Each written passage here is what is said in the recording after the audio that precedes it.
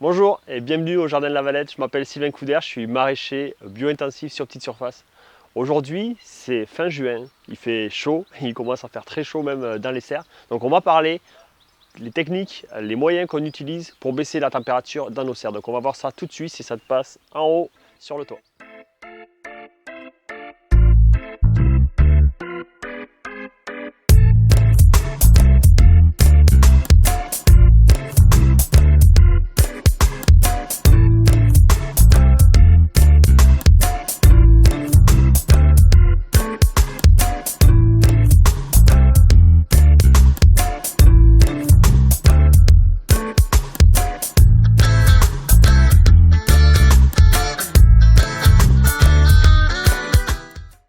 Donc on se retrouve dans la serre, dans une de nos serres. Là on est dans une serre de solanacées, aubergines, poivrons, tomates cerises, mais peu importe en fait, l'été, il va falloir qu'on baisse la température dans nos serres. C'est un peu le comble, là on a des serres et voilà, ça augmente la chaleur parce qu'il y a du plastique, mais on veut vraiment maintenir une température assez basse. Donc il y a plusieurs solutions pour ça.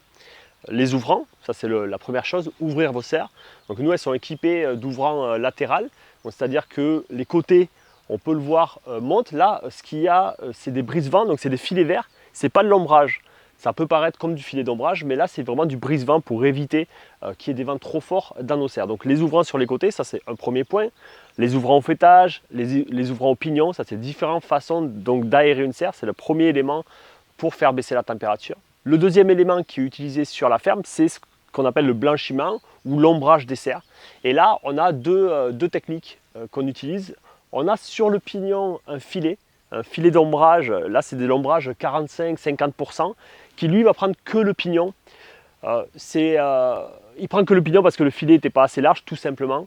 Et sur le côté, donc entre le filet d'ombrage et le filet brise-vent, on vient blanchir donc avec un produit spécial blanchiment.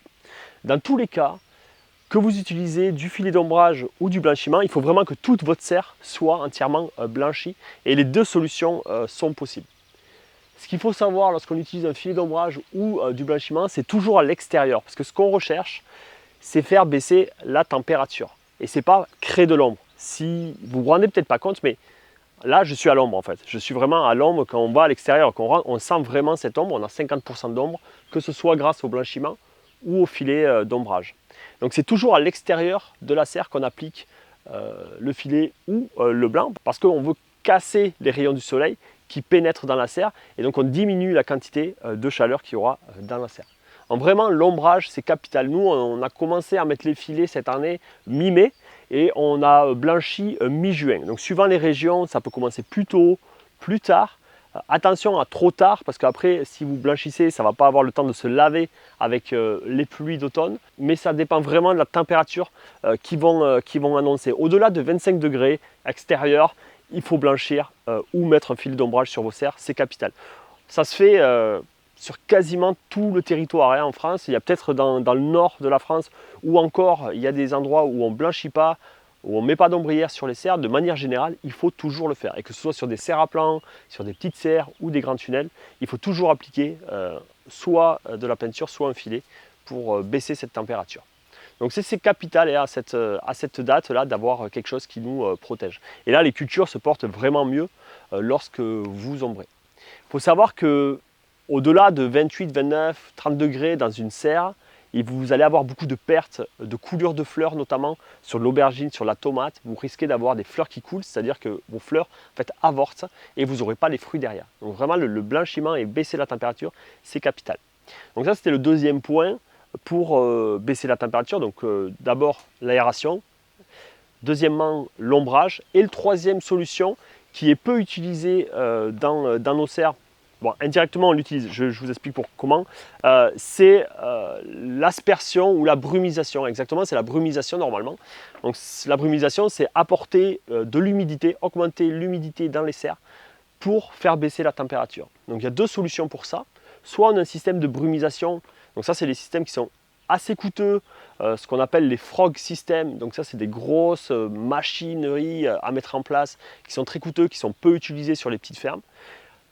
Il y a une alternative au Frog System, c'est des systèmes moins coûteux qu'on va pouvoir mettre vraiment au fêtage et donc faire un petit peu d'humidité comme ça dans la serre et ça va baisser la température. Ça, c'est intéressant d'avoir ce système-là.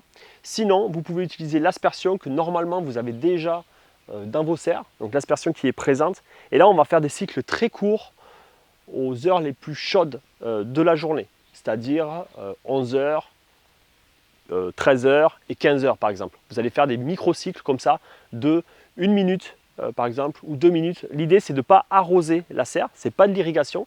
L'irrigation c'est autrement qu'elle va être réalisée, mais c'est juste pour baisser un petit peu, la température et augmenter donc l'hygrométrie dans la serre, ce qui fait baisser naturellement la température.